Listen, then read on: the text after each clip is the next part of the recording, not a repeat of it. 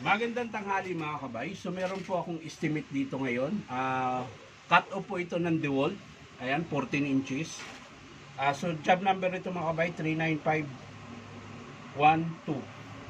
Tapos yung model nito mga kabay ay D28730. Ayan, ulitin ko mga kabay, D28730 cut off ng DeWalt. Ayan.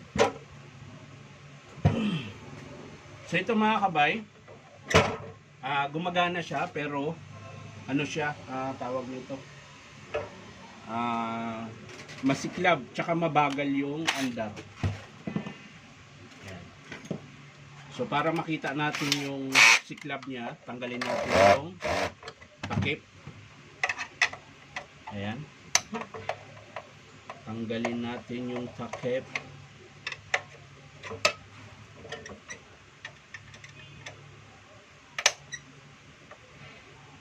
So hindi pa po ito nabuksan mga kabay dahil meron pa po siyang tinatawag nilang Loctite. So ayan mga kabay, papaandarin po natin na ganito. Ayan, sasaksak po natin.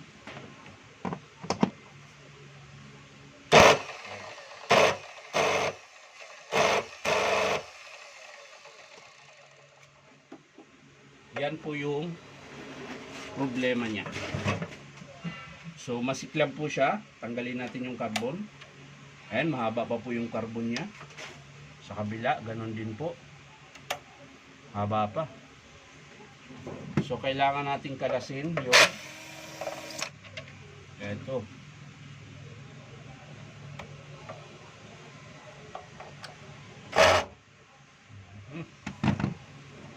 Medyo mahirap.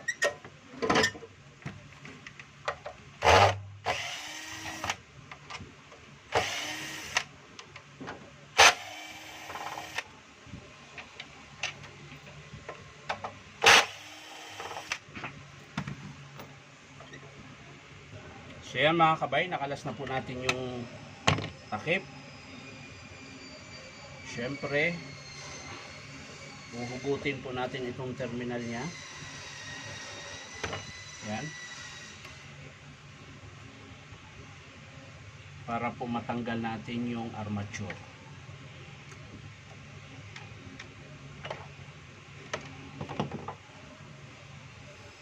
Long nose. Kailangan natin ng long nose. Yan.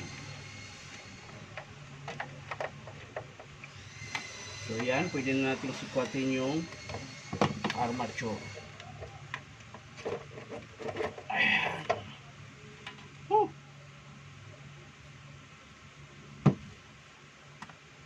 So ayan mga kabay, ito po yung dahilan kung bakit hindi ko na po siya kakalasin. Ilalapit ko na sa inyo.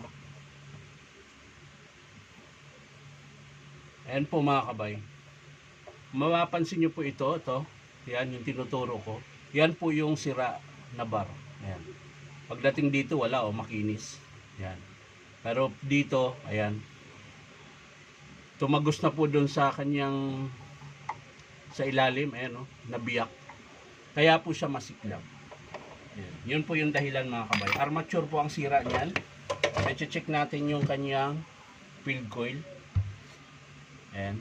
So yung field coil naman niya mga kabay, yung pinakatali lang niya ang nalusaw. So ibig sabihin, dahil syempre masiklab na po, so sigurado mabilis siyang mag-init. Ayan. Pero wala naman pong tama yung ano niya, yung field coil. Ayan. So titester muna natin kung pantay pa ba yung ano niya,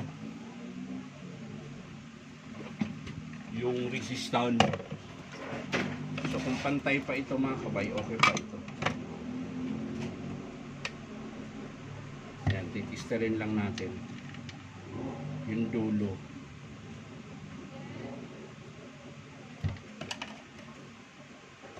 So yan mga kabay, okay pa po yung field coil niya. So ang estimate lang po talaga natin dito ay yung kanyang armature. Ayan. So hindi ko na po ipapakita mga kabay kung paano buuin. Papakita ko na lang sa inyo mga kabay kapag in-approve ito ng customer. So ulitin ko mga kabay, para dito sa D28730 na cut off, ang sira lang niya po ay yung kanyang armature. Yung carbon niya mahaba pa po, so hindi ko na po siya isasama, pati yung field coil okay pa naman. So yan lang mga kabay, maraming salamat sa panonood at palike and share na rin po. At syempre po baka naman po pwede makahingi sa inyo ng isang subscribe dito po sa aking YouTube account na yung Tabay. So maraming salamat mga kabay. Bye.